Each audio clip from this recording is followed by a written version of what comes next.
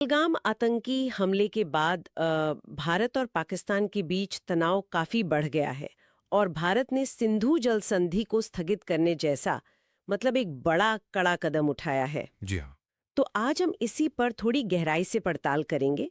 हमारे पास जो भी स्रोत हैं उनके आधार पर ये समझने की कोशिश करेंगे कि अगर ये तनाव भगवान न करे युद्ध तक पहुंचता है तो पाकिस्तान की अर्थव्यवस्था पर मतलब इसके कितने गंभीर परिणाम हो सकते हैं। बिल्कुल। और हमारे पास जो रिपोर्ट्स और विश्लेषण मौजूद हैं वो साफ इशारा करते हैं कि मौजूदा आर्थिक हालात में और जो हाल में हुआ है उसको देखते हुए युद्ध की स्थिति पाकिस्तान के लिए आर्थिक तौर पर बहुत विनाशकारी हो सकती है।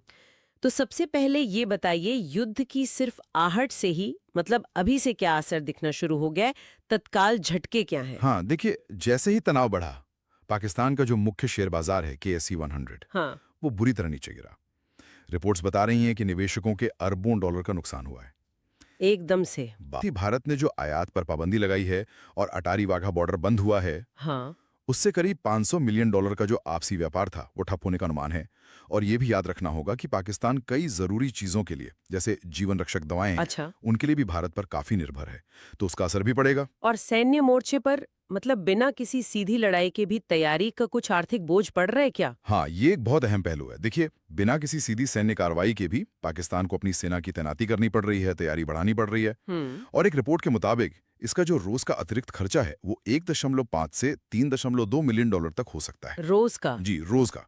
तो ये उनकी मौजूदा आर्थिक स्थिति पर एक बहुत बड़ा बोझ है। अच्छा, आपने शुरू में सिंधु जल संधि के स्थगन का जिक्र किया था। भारत के इस कदम का पाकिस्तान की खेती और अर्थव्यवस्था पर कितना गहरा असर पड़ सकता है? ये शायद पाकिस्तान के लिए सबसे बड़ी और गंभीर चुनौतियों में से एक है। हम्म। देखिए, पाकिस्तान की लगभग 75 से 80% जो खेती है सिंधु नदी और उसकी सहायक नदियों पर ही निर्भर है, जिसका स्रोत भारत में है। अब संधि रुकने से भारत को अपने बांधों से पानी के बहाव को कंट्रोल करने का अधिकार मिल गया है। जैसे किशनगंगा, रतले, बगलिहार बांध हैं। हाँ। तो इससे पाकिस्तान में जो मुख्य फसलें हैं, गेहूं, चावल, गन्ना, उनकी पैदावार में भारी कमी आ सकती है। इसका मतलब तो सीधा खाद्य असुरक्षा और महंगाई। हाँ, बिल्कुल। एक तो पैदावार घटेगी, दूसरा अगर तनाव बढ़ा तो आयात भी मुश्किल होगा। नतीजा, खाने पीने की चीजों की भारी किल्लत और महंगाई। कितनी बढ़ सकती है महंगाई, कुछ अंदाजा है? रिपोर्ट्स तो ये कह रही हैं कि गेहूं की कीमतें जो पहले से ही वहां बहुत ज्यादा हैं, करीब 70-80 रुपए किलो, हाँ। वो 2 से 3 गुना बढ़ सकती हैं। मतलब आटे का भाव 300-400 रुपए किलो तक जा सकता है। ओह। और दालें, तेल जैसी दूसरी जरूरी चीजें भी 50 से 100% महंगी हो सकती हैं। ये पाकिस्तान की जो पहले से बहुत ऊंची खाद्य मुद्रास्फीति है, 2024 में 48% तक बताई गई थी। 48%? जी, उसको और ज्यादा भयावह बना देगा। और पानी की कमी का असर सिर्फ खेती पर नहीं, उनके जल विद्युत उत्पादन पर भी पड़ेगा। पाकिस्तान की करीब 30% बिजली पानी से बनती है। अच्छा, तो बिजली संकट भी गहरा सकता है। बिल्कुल। पाकिस्तान की अर्थव्यवस्था तो युद्ध से पहले ही मतलब काफी नाजुक हालत में बताई जा रही थी, है ना? हाँ, सही कहा आपने। हालत पहले से ही काफी खराब थी।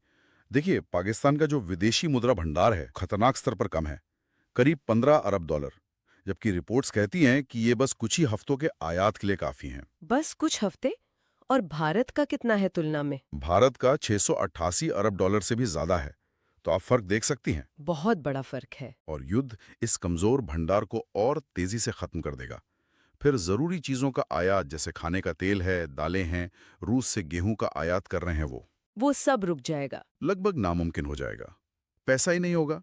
और रेटिंग एजेंसियां जैसे मूडीज है, हम्म। उन्होंने भी चेतावनी दी है, साफ कहा है कि इस बढ़ते तनाव से पाकिस्तान के लिए अंतर्राष्ट्रीय कर्ज लेना और महंगा और मुश्किल हो सकता है।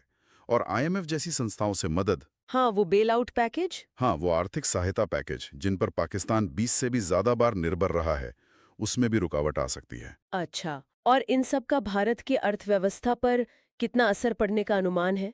क्या हमारी इकोनॉमी इसे आसानी से झेल सकती है? देखिए, मूडीज की ही रिपोर्ट कहती है कि भारत पर सीधा आर्थिक असर बहुत सीमित होगा। क्यों? क्योंकि पाकिस्तान के साथ हमारा व्यापार बहुत ही कम है, भारत के कुल निर्यात का 0.5% से भी कम। तो वो झटका बड़ा नहीं है। ठीक है। हाँ, लेकिन एक बात है, अगर ये तनाव लंबा खिंचता है तो भारत का रक्षा खर्च जरूर बढ़ सकता है और उसका असर फिर सरकारी खजाने पर पड़ सकता है। अंतर्राष्ट्रीय स्तर पर क्या चल रहा है? क्या पाकिस्तान को कहीं से कोई समर्थन मिल रहा है? हाल में UN सिक्योरिटी काउंसिल में बंद कमरे में चर्चा हुई थी इस पर। अच्छा, क्या निकला उसमें? सूत्रों का तो यही कहना है कि ज्यादातर सदस्यों ने संयम बरतने और बातचीत करने पर जोर दिया, लेकिन साथ ही पाकिस्तान से आतंकवाद को लेकर खासकर एलईडी के लिंक पर कड़े सवाल भी पूछे गए। मतलब मामला अंतर्राष्ट्रीय स्तर पर उठाने की कोशिश सफल नहीं हुई। लगता तो यही है।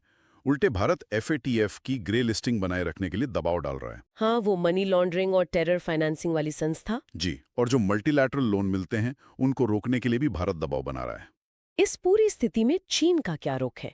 चीन तो पाकिस्तान का काफी करीबी माना जाता है। हाँ, माना जाता है, लेकिन चीनी विशेषज्ञों के हवाले से जो खबरें आ रही हैं, उनके मुताबिक चीन भी भारत और पाकिस्तान के बीच कोई बड़ा फुल स्केल युद्ध नहीं चाहता, क्योंकि ऐसा हुआ तो पूरे क्षेत्र में अस्थिरता फैलेगी और चीन के अपने हित। सीपेक। हाँ, खासकर चीन पाकिस्तान इकोनॉमिक कॉरिडोर सीपेक, जिसमें चीन ने इतना भारी निवेश किया है, वो खतरे में पड़ जाएगा। तो चीन क्या करेगा? लगता है कि चीन तनाव कम करने के लिए डिप्लोमेटिक कोशिशें करेगा, पर्दे के पीछे से। लेकिन हाँ, वो पाकिस्तान की संप्रभुता का समर्थन भी जारी रखेगा।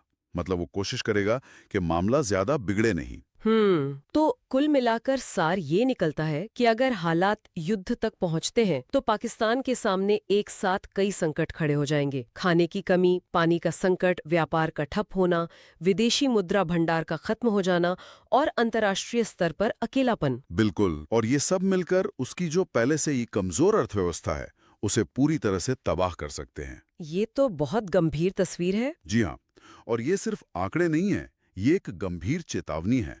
अब देखिए, मूडीज की रेटिंग का गिरना, आईएमएफ फंडिंग पर सवाल उठना, यहां तक कि चीन की चिंताएं, ये सब इसी तरफ इशारा कर रहे हैं कि इस तरह का आर्थिक पतन सिर्फ पाकिस्तान की अंदरूनी स्थिरता के लिए ही खतरा नहीं है, बल्कि ये पूरे दक्षिण एशिया क्षेत्र की शांति के लिए भी बहुत दूरगामी और खतरनाक परिणाम ला सकता है। सही कहा। तो सोचने वाली बात यही है कि क्या पाकिस्तान इस संभावित आर्थिक तबाही का जोखिम उठाने की स्थिति में है, खासकर तब जब उसकी अर्थव्यवस्था पहले से ही इतनी सारी चुनौतियों से जूझ रही है।